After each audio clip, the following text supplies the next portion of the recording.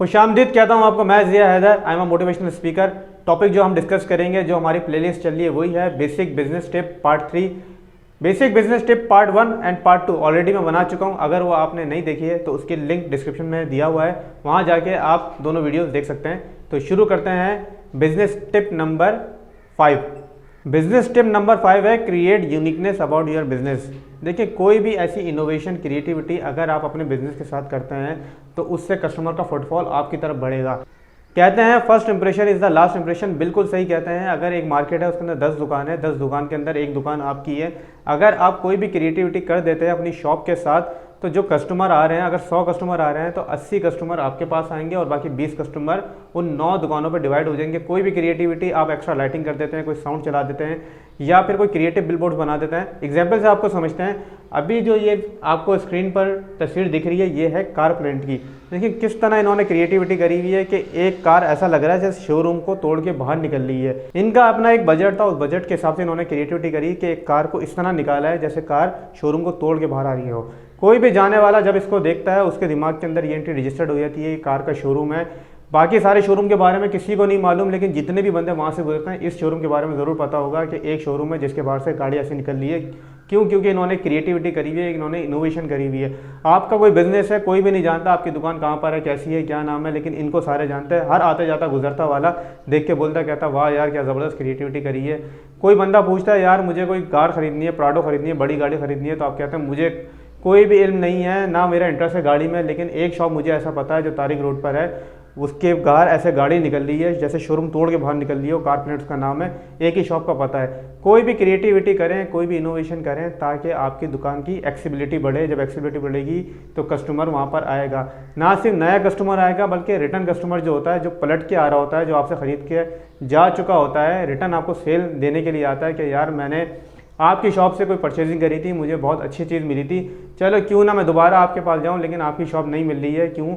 क्योंकि आपको पता है कि मार्केट कितनी कंजेस्टेड है। आपने अब्दुल्ला खान रोड देखा है, कराची का मोबाइल मार्केट, पता ही नहीं चलता कौन सी दुकान किसकी है। अगर इस कंडीशन में आप खड़े हुए तो एक टांग एक दुकान पे होती है और दूसरी टांग दूसरी दुकान के काउंटर पे होती है।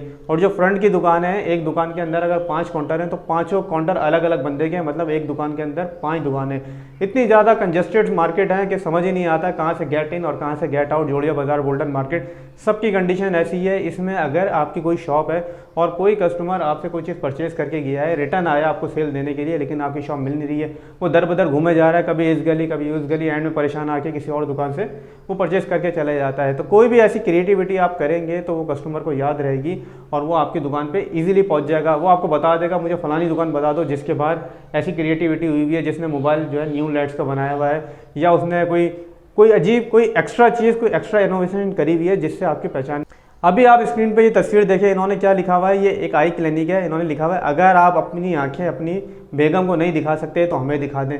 कितना पैसा लगा? उतना ही पैसा लगा होगा जो आप अपने नाम का एक बोर्ड बनवाते, फलाना आई सेंटर, धमकाना आई सेंटर, लेकिन वो किसी को भी रजिस्टर्ड नहीं होता। एक अच्छा सा बोर्ड, एक अच्छी सी क्रिएटिविटी, एक अच्छा सा कोड जैसे लिखा है, वो सबको याद रहेगा। जो देखता है उसकी तस्वीर भी खींचता है, आगे शेयर भी करता है, याद भी रहता है कि यार यहाँ पर एक आई क्लिनिक की दुकान है।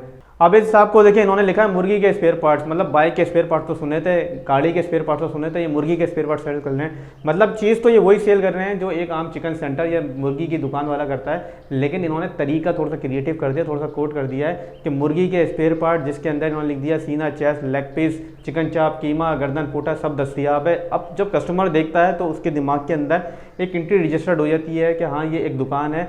जो भी कस्टमर इस बोर्ड को देखता है इंस्पायर भी होता है, खुश भी होता है, हंसता भी है और आपके पास आता भी है। छोटी छोटी इनोवेशन आपकी सेल को बढ़ा सकती है। आपने अपने दिमाग के हिसाब से सोचना है कि मेरा बिजनेस क्या है और मैं क्या क्रिएटिविटी कर सकता हूँ। कोई समोसे की दुकान है तो कोई बड़ा सा अनयूजुअल सा एक समोसा बाहर लटका दें, जलेबी की दुकान है तो जलेबी बाहर लटका दें, चश्मों की दुकान है तो न्यू लाइट में कोई चश्मा आप लटका दें, बैटरी की दुकान है तो दुकान के ऊपर कोई एक एक्स्ट्रा बैटरी लग दें जिसमें आपको लग रहा हो कि इससे ही सारे कनेक्शन आ रहे हैं। सोलर प्लेट की दुकान है तो बिल बोर्ड सोलर प्लेट से बना दें। कोई भी क्रिएटिविटी करते हैं जिससे आपकी दुकान की एक्सेसिबिलिटी बढ़ जाए और लोग आपके पास आना शुरू हो जाए। मेरा एक दोस्त है अली, जिसकी दुकान है टिम्बर मार्केट के अंदर, लकड़ी की उसकी दुकान है, लकड़ी की प्लाई की। मेरे एक रिलेटिव थे, उन्होंने बोला कि उन्होंने अपने घर में पूरा फर्नीचर बनवाना है, किचन बनवाना है, अलमारियाँ बनवानी है। मैंने उसको बोला आप जाइएगा टिम्बर मार्केट, वहाँ अली की दुकान है, उससे सारा माल परचेज़ कर लिएगा। मैंने फ़ोन मिला दिया अली को, मिला हाँ भाई अली क्या हाल है, ठीक ठाक, तैयार हो जाओ, 4-5 लाख रुपये की सेल आ रही है, वो भी खुश हो गया। उसने बोला 4-5 लाख की सेल आ रही है यार, मैं तुम्हें दुआएं दूंगा, मार्केट की सोल चल रही है।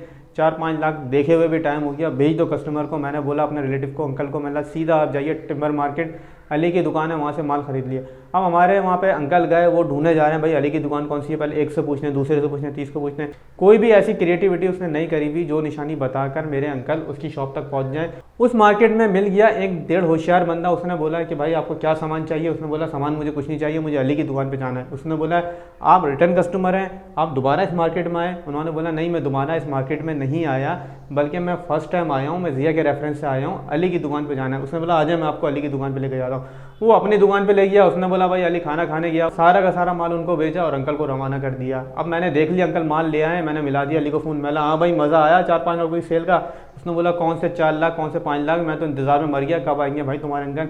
मैंने भाई मैंने खुद देखा है सुजुकी से उनके घर पर माल उतर रहा है, माल उन्होंने ले लिया है। उसने बोला मुझसे नहीं लिया। तो मैंने भाई कोई ऐसी निशानी तो बताते, कोई तो क्रिएटिविटी करते। लकड़ी की दुकान है, कोई बिल बोर्ड अपना ऐसा बना लो, किचन के कैबिनेट से बना लो, जिससे मैं उनको बताता कि भाई ऐसी दुकान पे जाए, उसी दुकान पे जाना जिस दुकान के ऊपर कैबिनेट्स बने हुए हैं, किसी और दुकान पे नहीं चले जाना। लेकिन उसने क्योंकि ऐसी क्रिएटिविटी नहीं करी हुई थी, इसलिए उसके हाथ से ये सेल निकल गई। सोचिए, आप सोचिए कौन सी ऐसी क्रिएटिविटी आप अपनी शॉप के साथ कर सकते हैं जिससे आपकी एक्सेसिबिलिटी बढ़ जाए और रिटर्न कस्टमर भी आपके पास पहुँच जाए। अगर बहुत ज़्यादा आपके पास बजट है तो आजकल आपने देखा होगा इस तरह के साइन बोर्ड चल रहे हैं, लेकिन ये तो बहुत बड़े बड़े ब्रांड्स, सैमसंग वगैरह इस तरह के ब्रांड्स कर सकते हैं। आप शायद नहीं कर सकते, लेकिन आप अपने बजट के अंदर रह के सोचिए कि कौन सी ऐसी क्रिएटिविटी आप कर सकते हैं ताकि आपकी सेल इंक्रीज़ हो। टिप नंबर 6 है gift to your customer. Gift की कोई वैल्यू नहीं होती, ये एक इनवैल्यूएबल थिंग है। इनवैल्यूएबल का मतलब हर चीज़ की कोई ना कोई कीमत होती है, लेकिन गिफ्ट की कोई कीमत नहीं होती। ये एक निहायत ही नायाब चीज़ होती है। अगर कोई आपको गिफ्ट देता है तो वो आप आगे सेल नहीं करते हैं, क्योंकि आपको पता है कि ये गिफ्ट है। कोई कितने भी पैसे दे दे तो आप बोलते थे नहीं यार ये गिफ्ट है, ये मैं सेल नहीं कर सकता। अगर आप कोई गिफ्ट अपने बॉस को देते हैं तो आपके बॉस के दिमाग में एक पॉजिटिव एंट्री रजिस्टर्ड हो जाती है। आपके लिए उसका रवैया थोड़ा नरम हो जाता है। बाकी एम्प्लॉयज़ के लिए अलग होता है और आपके लिए अलग होता है। आप कोई गलती करते हैं तो आपके लिए वो नरम रवैया रखता है, क्योंकि आपने उनको गिफ्ट दिया होता है या गिफ्ट आप देते रहते हैं। यही स्ट्रैटेजी आप अपने कस्टमर के साथ करें, अपने कस्टमर को गिफ्ट दें, बगैर बताए गिफ्ट दें। अगर आप कोई बिल बोर्ड या पोस्टर अपने शॉप के बाहर लगा देते हैं कि free gift with the order, तो कस्टमर तो आपके पास आएंगे, लेकिन जब आप उसको प्राइस बताएंगे तो वो बोलेगा आप ओवर प्राइस बता रहे हो, क्योंकि आपने गिफ्ट के पैसे निकाल रहे हैं। और जो चीज़ बगैर बताई दी जाती है बंदे को वो शौक देती है, और ये तो एक डिलाइटफुल शौक होता है, क्योंकि इसमें बंदे को फ्री कोई चीज़ मिली। आपके पास कोई भी कस्टमर आया, आप मोबाइल फुल सेल करते हो तो उसके साथ मोबाइल का कोई अच्छे वाला कवर, हैंड फ्री या सेल्फी स्टिक उसको आप गिफ्ट कर दो। अगर आपकी कोई कपड़ों की दुकान है, उसने कपड़े खरीदे तो उसके साथ आप इनर वियर गिफ्ट कर दो। अगर आपका जिम है, फिटनेस क्लब है, तो साल कंप्लीट होने पे, मतलब 1 साल की मेंबरशिप कंप्लीट होने पे उसको पर्सनल ट्रेनिंग का उसको आप प्रोग्राम दे दो। कोई भी आपका बिजनेस है, आप सोचेंगे क्या चीज़ आप उसको गिफ्ट कर सकते हैं, लेकिन आपने उसको बताना नहीं है। जब वो आपसे चीज़ खरीद ले उसके बाद आपने बोला है कि भाई आपने हमसे ये चीज़ खरीदी, so this is a gift for you. जब आप उसको बगैर बताए कोई चीज़ देंगे तो वो एक डिलाइटफुल उसके लिए फील होगा, एक शॉकिंग होगा। अगर आपका कोई रेस्टोरेंट है और कोई गैदरिंग आई है, उसमें खाना वाना खाया है, उसके बाद वो गैदरिंग डिस्कस कर रही है कि भाई चाय कौन पिलाएगा, चाय कौन पिलाएगा, हर कोई एक दूसरे को टोपी रख रहा है, तुम पिला दो, तुम पिला दो, तुम पिला दो। उतने में आप पहुंच जाए और बोलें सर आपको खाना कैसा लगा, अच्छा लगा, चाय हमारी तरफ से आपके लिए गिफ्ट है। आप उन सबके चेहरे देखिएगा, क्योंकि उन सबको एक शौक लगा है। सबके पैसे बच गए, किसी न किसी को तो चाय पिलानी थी या उन्होंने आपस में कंट्रीब्यूशन करनी थी, वो पैसे बच गए, वो कस्टमर आपसे पक्का होगा।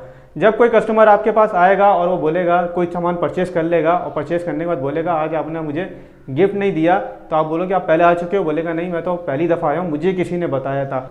तब आपको फील होगा कि आपके कस्टमर आगे जाके आपके बिजनेस को प्रमोट कर रहे हैं, तभी नए नए कस्टमर आपके पास आ रहे हैं। और गिफ्ट एक ऐसी चीज़ है जो हर इंसान को रिसीव करना अच्छा लगता है, चाहे वो CEO, डायरेक्टर हो, जनरल मैनेजर हो, डिप्टी मैनेजर हो, असिस्टेंट मैनेजर हो, लंबा हो, छोटा हो, मोटा हो, पतला हो, गिफ्ट सबको रिसीव करना बहुत अच्छा लगता है। ऊपर से मना करते हैं कि यार इसकी ज़रूरत नहीं थी, लेकिन गिफ्ट रिसीव करना इंसान की नेचर है कि वो सबको पसंद है। तो आप भी सोचिए कि आपका बिजनेस क्या है, प्रोडक्ट क्या है और कौन सी ऐसी चीज़ है जो आप कस्टमर को बगैर बताए जब वो परचेज़ कर ले, अपनी परचेजिंग पूरी कर ले, आप उसको गिफ्ट दे सकें। उसको गिफ्ट दें, उसको पक्का करें।